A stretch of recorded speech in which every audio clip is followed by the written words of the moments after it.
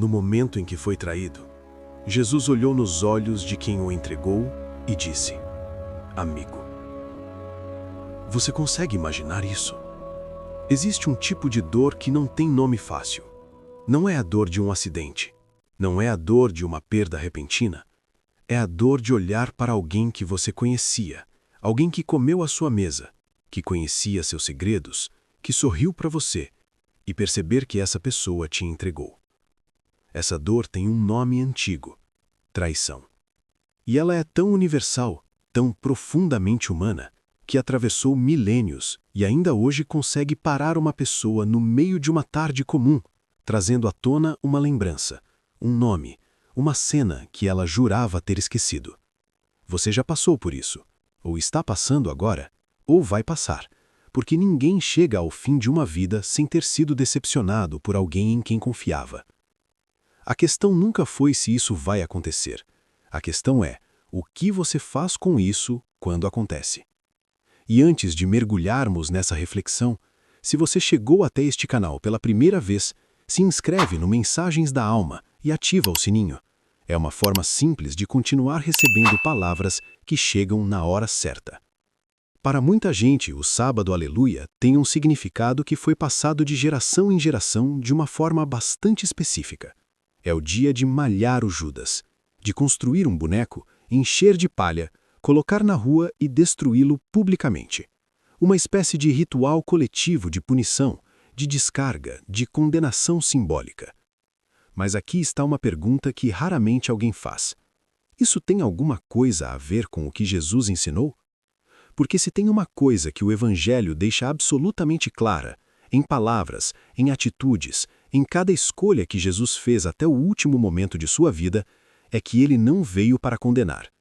Ele mesmo disse isso: não vim para condenar o mundo, mas para salvá-lo. Então, como é possível que um dia do calendário cristão tenha se tornado sinônimo de julgamento público, de ridicularização, de destruição simbólica de um ser humano, ainda que esse ser humano tenha feito algo terrível? Há uma contradição enorme aí, e ela vale a pena ser olhada de frente. Jesus sabia o que estava por vir. Havia orado até suar sangue, tamanha a angústia. Havia pedido aos discípulos que ficassem acordados com ele, e eles dormiram. E então, no meio da noite, apareceu Judas. Com soldados, com tochas, com o plano já traçado, um beijo como sinal de identificação. E Jesus, diante daquilo tudo, diante da concretização da traição que ele já sabia que viria, disse uma única palavra para Judas: amigo. Não traidor, não miserável, não como você pôde. Uma palavra que, em grego, carrega a ideia de companheiro, de alguém com quem se tem laço. Pense no peso disso por um momento. No instante mais sombrio de sua vida humana, Jesus não perdeu a capacidade de enxergar a humanidade de quem o destruía. Não transformou Judas numa caricatura do mal, não o reduziu ao pior momento de sua existência. Ele o chamou de amigo. Isso não é fraqueza. Isso não é ingenuidade. Isso é o nível mais alto de consciência espiritual que um ser humano pode alcançar. A capacidade de ver, mesmo no traidor, o espírito que errou, não o monstro que deve ser destruído. É muito mais confortável transformar Judas num símbolo absoluto do mal. Porque se ele é o mal em pessoa, então o que ele fez está completamente fora do nosso alcance. Nós nunca faríamos isso. Nós somos diferentes. Nós somos melhores. Mas a história não nos deixa esse conforto por muito tempo. Judas não era um demônio com forma humana. Era um homem com ambições, com medos, com uma visão distorcida do que Jesus deveria ser e fazer. Ele queria um Messias político, um libertador de Roma, um rei de espada. E quando percebeu que Jesus era outra coisa, algo muito maior, muito mais difícil de compreender, ele entrou em colapso. Ele errou. De forma grave e irreversível, com consequências que atravessaram séculos. Mas ele era humano. E aqui está o desconforto que vale enfrentar. Você já decepcionou alguém profundamente? Já agiu por medo, por ambição, por uma visão distorcida da realidade e machucou alguém no processo? Já foi, para alguém, o Judas da história? Eu já fui. Provavelmente você também. E se é assim, se todos nós carregamos essa capacidade de falhar com quem amamos, Então a malhação do Judas não é a destruição de um inimigo distante. É, de alguma forma, a destruição de uma parte de nós mesmos que preferimos não encarar. Se essa reflexão está tocando algo em você, se tem um nome que veio à mente, uma situação que voltou, compartilhe esse vídeo com essa pessoa, ou com alguém que você sabe que carrega um peso parecido. Às vezes a palavra que liberta chega pela mão de quem se importa. Então voltamos à pergunta do começo. O que você faz quando alguém te trai? O ensinamento de Jesus não é ingênuo. Ele não diz, finja que não aconteceu. Ele não diz, volte e confie da mesma forma. Perdão não é amnésia. Perdão não é a obrigação de recolocar alguém no mesmo lugar que ocupava antes de te machucar. Perdão é uma decisão interna. É a recusa de deixar que o erro do outro continue envenenando o seu presente. É soltar a pedra, não necessariamente para abraçar quem a jogou, mas para parar de carregar o peso dela. Há uma diferença enorme entre reconciliação e perdão.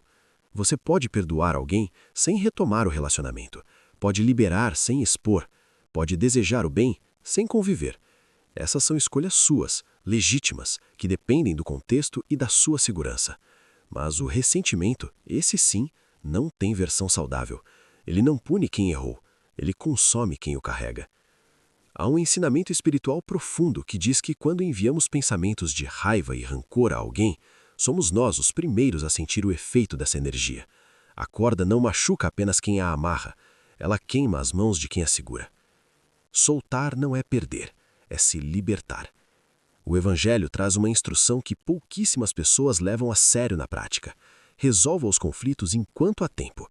Não deixe o sol se pôr sobre a sua ira. Não porque seja fácil, mas porque o tempo é a única coisa que, uma vez passado, não volta. Você conhece alguém com quem está em silêncio há meses, há anos? Alguém com quem a última conversa foi uma discussão, uma mágoa, um mal-entendido que nunca foi resolvido? Existe uma ferida específica que só aparece depois que alguém parte. A ferida do que não foi dito, do telefonema que você não fez, da conversa que você adiou porque achava que havia tempo. O sábado de aleluia, nesse sentido, pode ser um convite, não para fingir que não doeu, não para normalizar o que foi errado, mas para perguntar honestamente: há algo que eu possa soltar hoje? Há alguém a quem eu possa, mesmo que em silêncio, desejar paz? Isso não precisa ser um gesto grandioso. Pode ser uma oração silenciosa. Pode ser um pensamento consciente de eu te liberto e me liberto. Pode ser, para quem se sentir pronto, uma mensagem simples, uma ligação breve. Às vezes, o que parece impossível começa com um gesto pequeno que a gente nunca imaginou ser capaz de fazer. De todo esse roteiro, é muito mais fácil falar de perdão do que praticá-lo. É muito mais confortável concordar com essa mensagem do que deixar que ela mude algo concreto na sua vida hoje. Jesus tinha uma palavra precisa para esse gap entre o que se diz e o que se vive: hipocrisia. E ele não a usava para atacar, usava para despertar, para chamar as pessoas de volta à integridade, à coerência entre o que se acredita e o que se faz. O verdadeiro sentido do sábado de alegria não está na rua, está dentro de você. Não é sobre destruir um boneco de palha com o nome de Judas. É sobre identificar o que dentro de você ainda condena, ainda guarda, ainda não soltou e escolher conscientemente um caminho diferente. Porque o Cristo que ressuscitou no domingo não ressuscitou com rancor, ressuscitou com paz. E a primeira coisa que disse aos discípulos, aqueles que fugiram, que negaram, que dormiram enquanto ele agonizava, foi: a paz esteja convosco. Não cobranças, não julgamentos, paz. Esse é o modelo. Não é fácil, mas é o modelo. Hoje, neste sábado de alegria, você tem uma escolha. Pode passar o dia malhando Judas, seja o da rua, seja o que vive na sua memória com o rosto de alguém que te decepcionou. Ou pode fazer algo muito mais difícil e muito mais poderoso. Pode escolher ser para alguém o que Jesus foi para Judas naquela noite no jardim. Não a vítima que perdoa heroicamente, não o santo que age para impressionar, mas o ser humano que, no meio da própria dor, ainda consegue enxergar humanidade no outro, que ainda consegue dizer, mesmo que apenas por dentro: Eu te vejo. Eu entendo que você também é imperfeito, e eu escolho não me deixar destruir pela sua imperfeição. Isso é libertação, não do outro, de você mesmo.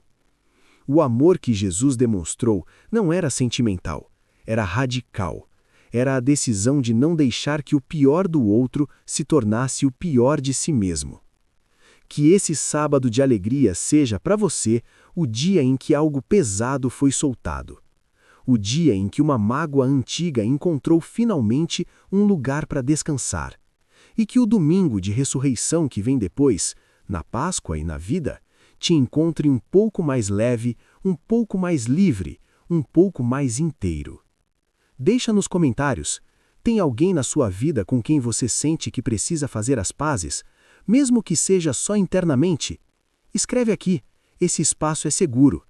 Se essa mensagem tocou você, compartilha com alguém que carrega um peso que não precisa mais carregar. Se inscreva no canal Mensagens da Alma e ativa o sininho, porque toda semana tem uma palavra que chega na hora certa.